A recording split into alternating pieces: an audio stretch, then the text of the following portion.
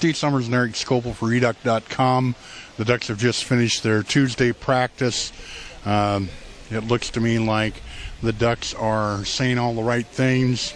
Did anything earth-shaking come out of what we talked? No, but I think we know the drill. We're not gonna catch them making a mistake saying anything. I think the only thing I can think of in the last 2 days that really stands out is Avery Patterson obviously tore his ACL last season against Cal. He told me yesterday that he owes them a little something. I don't know exactly what that means, but that's kind of been the only instance of something I go, hey, that's kind of noteworthy. But you can listen to the interviews for yourself. Obviously, these guys are well spoken. They've been well versed on how to answer the questions, and so I don't think there's anything that you're going to say, wow, like that's really surprising. Now, looking forward to the Cal game, it looks to me like the storylines that are coming up for this game is Marcus Mariota going to continue his march? And then we look at the Oregon defense. They're holding opponents down, averaging 9 points, averaging, 60-some points in scoring, 9 points in defense. That's probably the thing that we'll be looking at. Yeah, well, Aliotti said after the Tennessee game that he didn't think they'd really been tested yet. I'm not sure Cal's going to be the team that really pushes them and really challenges them, but I know their passing game is going to be difficult because they do throw the ball a lot. Through the air, these guys are really pretty solid, and true freshman quarterback, but that hasn't stopped him from, I think, being third this year in passing yards so far. So it's going to be a challenge, and this is going to be an opportunity for the Oregon defensive backs to really kind of shine, hopefully. Now, Jared Goss is this will be his third start. Coming right out of high school, this will be the first road test for them.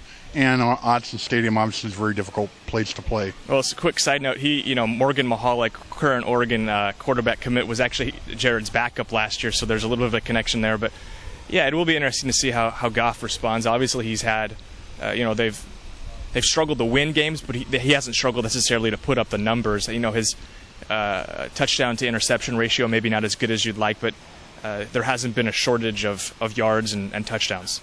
Now, a couple of days ago, Coach Sykes had a very interesting comment about the Oregon defense, in which he attributed a lot of the confidence that the Ducks have in the fact that if they make a mistake, the defense or the offense rather is going to bail them out and make up the points. But he also said that the Oregon defense is playing with a lot of confidence. Well, that makes sense. When you know that the offense is going to score 50, 60 points a game, you as the defense, I don't want to say they can relax, but you as the defense can depend upon that. And, of course, that's a vicious cycle. You don't want to start thinking, hey, they're going to score a certain number of points. You saw what happened last year against Stanford. Oregon's defense holds them to 17, and yet they lose the football game. But, yeah, that's certainly, you can only – when you know the offense is going to score points, the defense is going to feel more confident in keeping them off the field. Just a moment ago, you had a chance to talk to Eric Armstead, who was a commit that chose Oregon, obviously, but Cal had really put a big run on him during the recruiting process. Yeah, and that was an interesting situation. We didn't get into the specifics of it, but I think a lot of people speculated the reason he chose Oregon over Cal was due to the coaching changes there. Their defensive line coach, Tosh, I'm probably going to butcher the name, but Tosh L, we'll call him, moved on to Washington right before signing day, and I think a lot of the speculation was that he would end up there, stay kind of local. He's a Sacramento guy, but ended up at Oregon, and he just told me, as you'll see in the interview, that Oregon's still close to home, and he still felt comfortable with the staff. Yeah, he thought it was the right fit for him. So anyway, he's showing no real signs of any kind of problem with his shoulder. At least there was nothing, his arms. Yeah, nothing. Arms not in the sling, no ice on it. So I would expect that Eric Armstead will be at full bore this Saturday. Yeah, I think so too. And Robbie and I talked about this in the podcast. Knock on wood, there have been very few significant injuries so far this season, and they'll get guys back coming off the bye week. Farrell Brown will be close to 100%. He hasn't played all season. Colt Lilera should be recovered from that stomach bug, and some of the other guys who may have been a little banged up. I mean, Marcus just talked about it, saying it's good to get himself off his feet here because you spend roughly 6-7 weeks there through fall camp in the first 3 games of the season, and you're every day and even on Saturdays on your feet practicing. So it was good to get some time off. He went back to Hawaii.